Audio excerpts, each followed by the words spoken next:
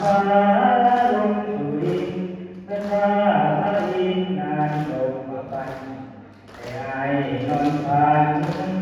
ถึงรองหัวใจมีแม้ที่ทำโดดออกใจให้ขอถอดใจให้นวลน้องนางขอ